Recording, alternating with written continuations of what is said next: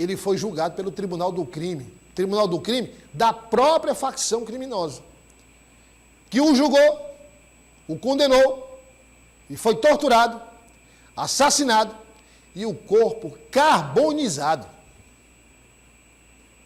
Veja que história. E aí começou o trabalho de investigação. Eu vou agora ao vivo com o Raimundo Lima, porque eu estava, de uns dias para cá, Raimundo, pensando nas alcunhas que o Raimundo tem feito reportagem das facções criminosas, das operações. Você vê que a alcunha do bandido, via de regra, ela reflete um pouco da personalidade, do jeito de agir, do grau de violência. Né? Nós tivemos aqui já o roubando a cena, já tivemos aqui o neurótico, e desta vez a prisão foi do fantasmão. Raimundo Lima, boa tarde, seja bem-vindo. Eu contei a história aqui antes, você acompanhou, acho que foi mais ou menos isso, quer dizer, no código da facção criminosa, um crime de homicídio só pode ser cometido com a permissão da direção da facção, o que não foi o caso, né? Pois é, eles, Douglas, antes, boa tarde a você, boa tarde aos telespectadores. Eles têm um código de conduta deles, né? Se você entra numa facção, existe toda uma hierarquia que tem que ser obedecida, tem que ser cumprida, e se você não cumpre essas regras, você automaticamente é punido pelos líderes dessa facção. E é bem essa história que a gente vai relatar agora, a história da prisão do fantasmão, o Antônio de Deus, que foi preso pela polícia na última quinta-feira, tem relação com isso. No ano de 2022, ele torturou, assassinou, queimou o corpo de um adolescente de 17 anos, o Rian. Esse jovem, segundo você já adiantou, teria cometido um assassinato sem o consentimento da facção, e por conta disso ele acabou sendo punido com a morte pelo fantasmão e outros membros dessa dita facção. Só que ele acabou, felizmente, sendo preso pela polícia e é considerado um homem perigoso. Vamos acompanhar. O assaltante, o Ítalo Regis da Silva Macedo, foi preso durante uma tentativa de assalto. Ao ser levado para a delegacia, ele acabou sendo identificado como o autor do latrocínio contra um pastor evangélico no último dia 25 de maio. O pastor Antonino Cardoso da Silva Souza, 38 anos, foi morto durante um assalto no bairro Deus Quer, na zona sudeste de Teresina. O religioso estava em uma banca de café da manhã quando dois criminosos anunciaram o assalto. O Ítalo teve uma participação efetiva no latrocínio do pastor Antoninho.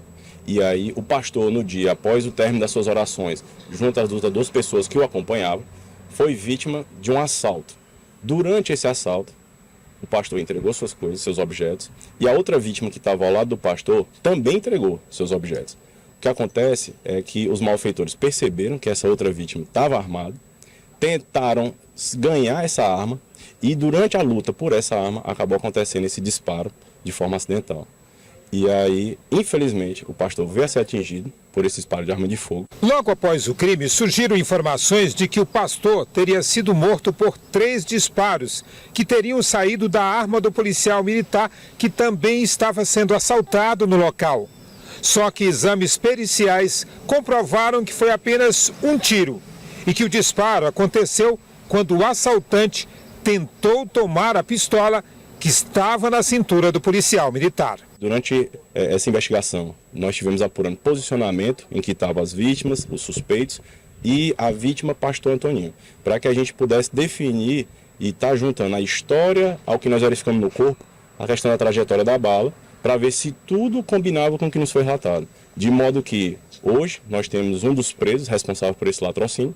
Vamos aí submeter a interrogatório. As investigações continuam, porque nós temos que dar satisfação quanto ao outro, que tem que ser preso também.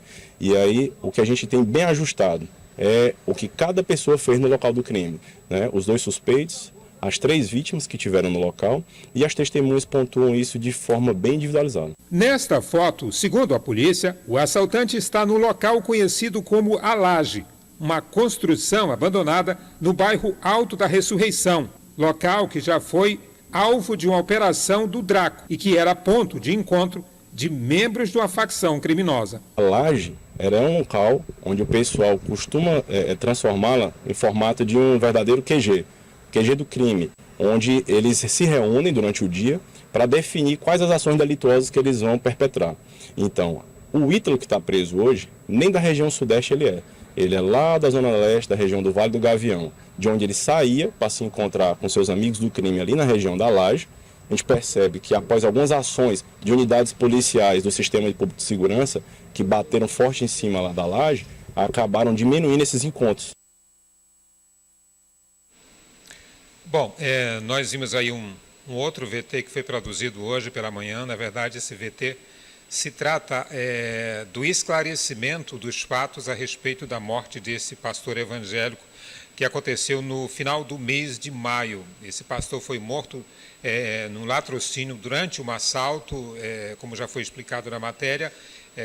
Um bandido tentou tirar a arma de um policial militar que também estava sendo assaltado, que, segundo as investigações, não teria reagido ao assalto, mas o bandido percebeu que ele estava armado, tentou tomar a arma e, nessa luta corporal, a arma disparou e acertou a cabeça do pastor. Foi um crime que chocou muito a região ali do bairro Deus Quer, na zona sudeste, e que agora a polícia conseguiu prender o primeiro envolvido e já tem um mandado de prisão para o segundo envolvido. Douglas, é sempre uma sequência de crimes que a gente está relatando aqui, e esse chocou muito a população, porque foi a vida de um cidadão, de alguém que tentava ajudar a população ali, que foi tirada nessa ação bárbara e que realmente revolta as pessoas que vivem nessas comunidades. E aí a gente percebe que ali naquela região já há uma questão de demarcação, de atuação de facções criminosas. Por exemplo, Deus Quer é uma região onde atua uma facção. Esse indivíduo que acabou atirando no pastor pertence a uma outra facção que faz atividades lá na Laje, acabou indo assaltar numa outra região. Ou seja, e no meio dessa guerra toda, só quem perde é o cidadão de bem.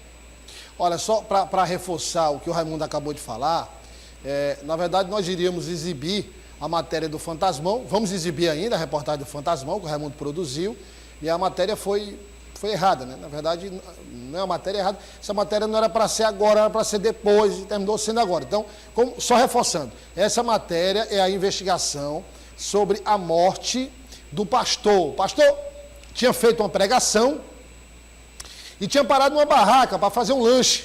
Isso. Né? Fazer um lanche. Estava lá um policial, ocorreu um assalto. Então foi assaltado o pastor, foi assaltado o policial e o assalto ia terminar, Raimundo, digamos, tudo bem, assim, sem muitas consequências. Só que um dos criminosos percebeu que o policial estava armado e começou uma luta com o policial, entrar em luta corporal.